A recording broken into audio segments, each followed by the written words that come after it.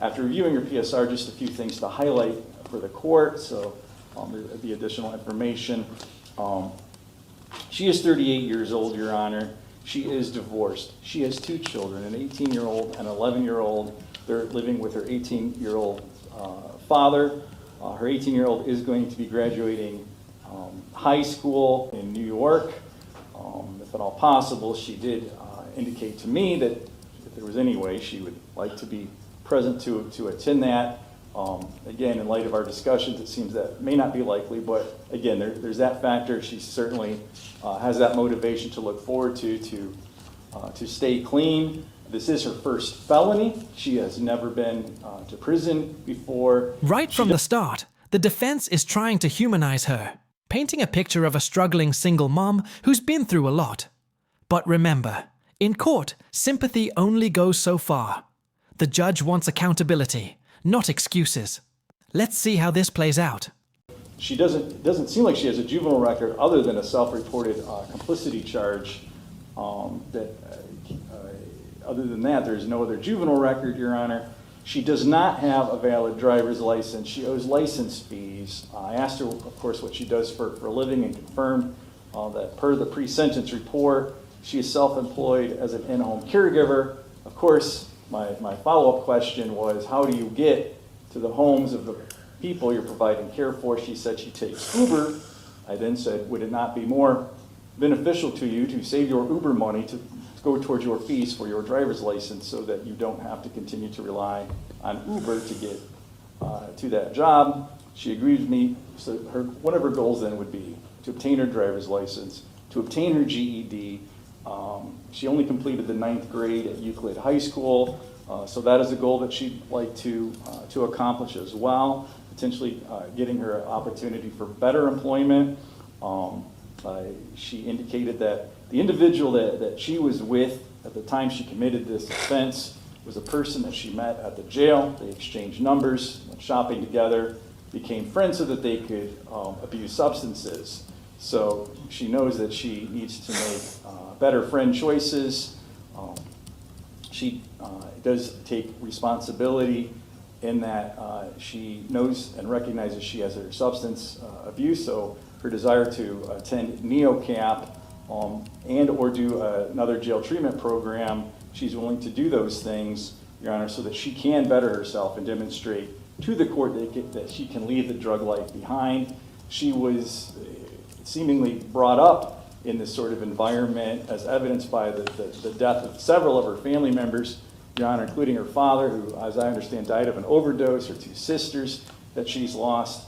So she's also indicated in the pre-sentence report that she would like some grief counseling. She's never squarely dealt with the death of several of her family members, Your Honor. So she has a lot of things that she'd like to consider. So again, I asked her specifically what her goals were, other than just what the court might hear from many defendants, which is, well, I just want to change or be a better person. When I asked her how she wanted to do that, she did tell me that she did want to increase her education level, get her driver's license back, get a better job, be there for her children, stay away from the people that provide her the opportunity to continue to abuse. Notice how specific her goals are: getting a GED, a license, and reconnecting with her kids. Judges actually love when defendants mention concrete plans instead of vague "I'll do better" statements. What do you think? Is she sincere, or just saying what the court wants to hear? Substances, Your Honor. Furthermore, she is indicated to me that she is in contact with Signature Health at Willoughby with an individual named Nicole Pavella. She wants to continue her involvement with Signature Health. She indicated in her pre-sentence report she wanted to do virtual substance abuse classes. I said, that's not going to fly. That's another reason why you need to get your driver's license. And until then, if you're going to do treatment, you need to get there in person. So she's got a lot of things that she's hopeful to look forward to, Judge, and she understands that the court certainly has every right and intention of sending her to NeoCap, Your Honor. She would just like the court to consider availing itself of all the options available. Thank you. What do you want? What do you mean, what do I want? What do you want? I would like You're sitting here now, I gotta do something, what do you want? I would like to give the chance to get out and do meetings. I will go to in-person meetings. I will take the bus. I will bust my butt to get my GED, get my license, do meetings, get a sponsor. That's my first and foremost thing, Your Honor, is to get a sponsor to help me do the 12-step, because I've never fully completed the steps. Do IOP, take care of my kids, and further my education so I can get my own business and have an in-home healthcare business. You will not see me back here, Your Honor. I know you've heard that time and time again, but this is my first felony, and this is going to be my only felony. Not if you keep using drugs. That's why I want to get the help. I need to get the tools. What you think you need and what you need are worlds apart. You're correct. You're right. I mean, up until I walked in here, you wanted to go to prison for 12 months. That's because I wasn't thinking. I would just jump in the spur of the moment, just thinking, Well, I mean, how can it be spur of the moment if you've been sitting over there for 77 days? What have you been doing for 77 days? I've been going to AA meetings. I've been reading the Recovery Bible. I've been trying to connect spiritually. I've never really had been connected with God. I've been trying to connect and think everything through. Think about what I need to do, what I'm going to do. All right, so if you've been doing that for 77 days, why did you come in here and say you wanted to go to prison for 12 because months? to be honest with you, I did not think that I was going to be getting NeoCamp. Well, I did not think that was going to be a possibility. what did you think was going to be a possibility? I thought it was going to be JCP, IOP, probation, and Okay. that's it. Okay, so what's your problem with NeoCap? From what I've heard, I mean, I don't. Who have you heard it from?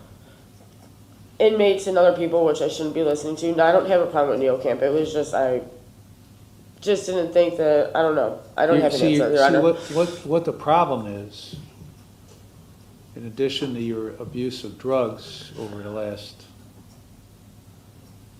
15 years, Right. is your lack of ability to reason, to think through and reason, okay?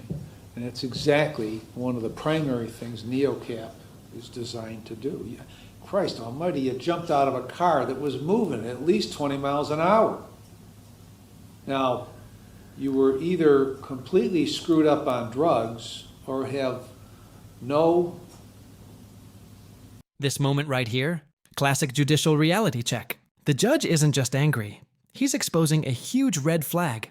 Her decision-making, saying she'd rather go to prison because it's simpler, shows just how warped addiction logic can become. And that's exactly what the NEO program is designed to fix. Retraining thought patterns, not just punishing behavior. valid thought process, one of those two things, probably both. So you need to rewire your brain.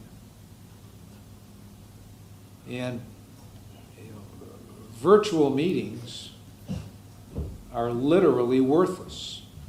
That's why I was. Okay? If you think you can cure this thing by going to meetings and getting a sponsor, then your thinking ain't right. And IOP.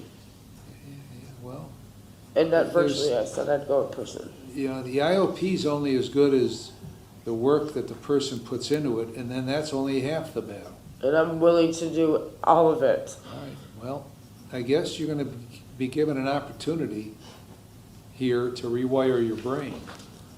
And you're either going to utilize the opportunity or you're not going to utilize the opportunity. Okay? This half-ass shit don't work. Right. Okay? So you decide, I mean, you're 38, right? Yes, sir. And your kids are how old? 11 and 18.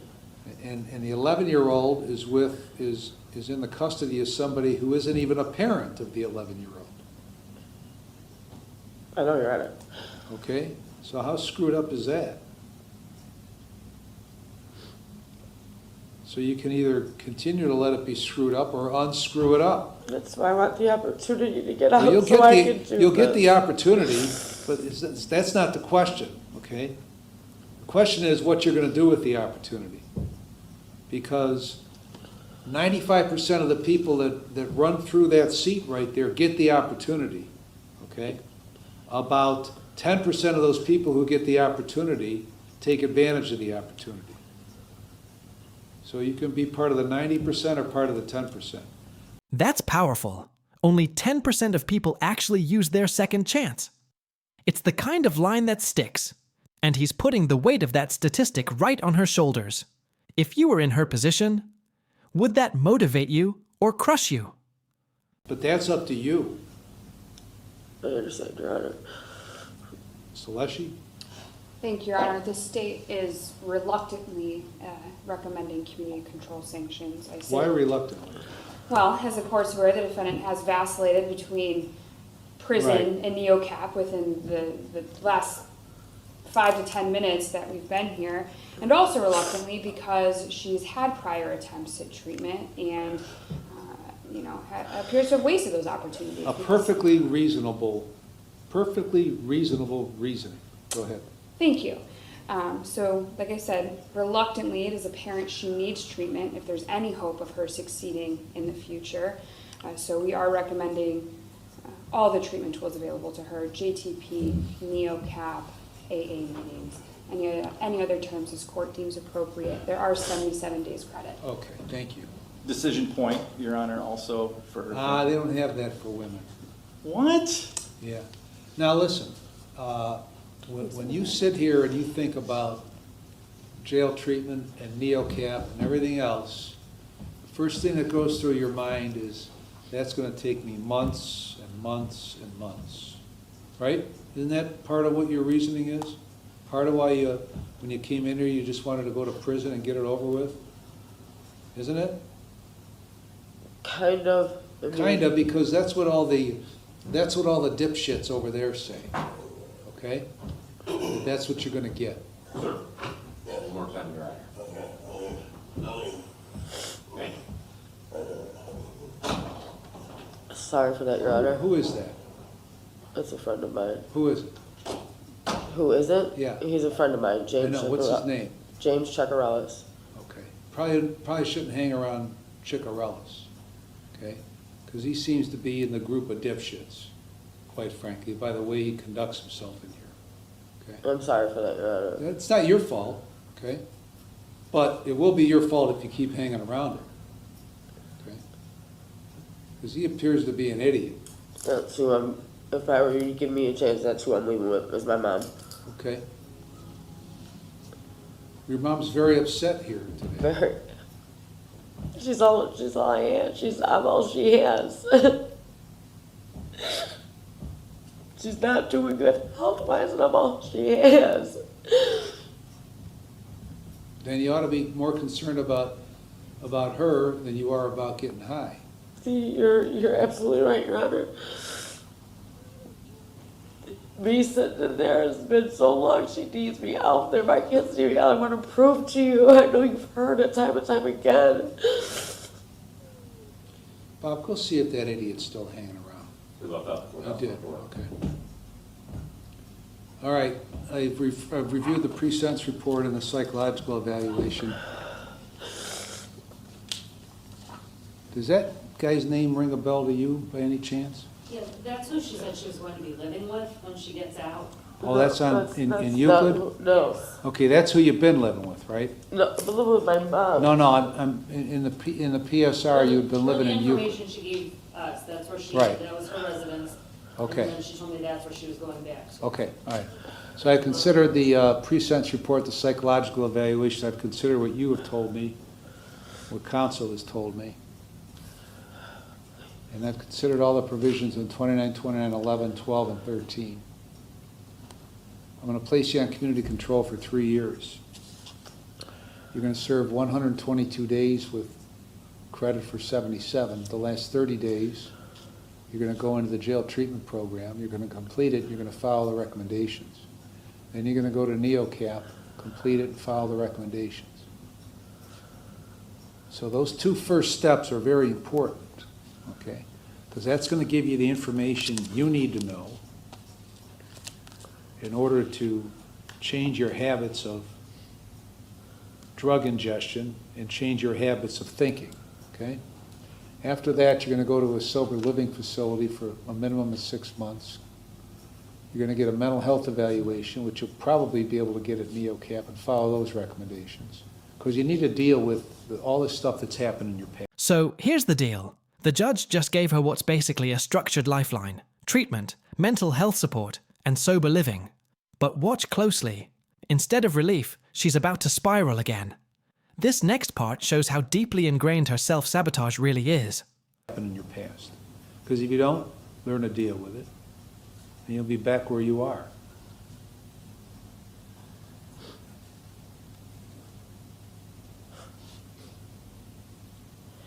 All that time, sir, Right. Here we go. Channeling the dipshits over here. it's not channeling the dipshit, sir. That's It's what? that's more time than what I'd be getting for prison. Here we go again. Here we were back to where we were 25 minutes ago. But to be honest with you, sir, that's the truth. What is it? Of course it's the truth. Take me to prison. Of course it's the Send me to truth. prison. You're to go to only one doctor, one dentist, and one pharmacy for That's fine. medication. You're to take your medication as prescribed. That's fine. And you're gonna get a Yep. valid driver's license, full employment. You're gonna go to at least 3 AA or NA meetings a week and get a sponsor and pay the cost and supervision fees. If you violate, then I'll send you to prison for 12 months. Can you please send me to prison? Anything else, Ms. Alessi? Just the forfeiture of the items, Your Honor. Forfeited? Thank you. Mr. Mulkey? And there it is, full circle. She begged for help, got the opportunity, then flinched at the work it required. This is what makes courtroom drama so raw. Redemption is right there, but not everyone can grab it. Do you think she'll follow through?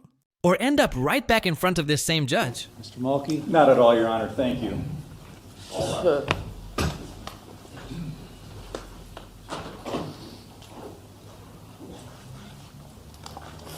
How are you not gonna send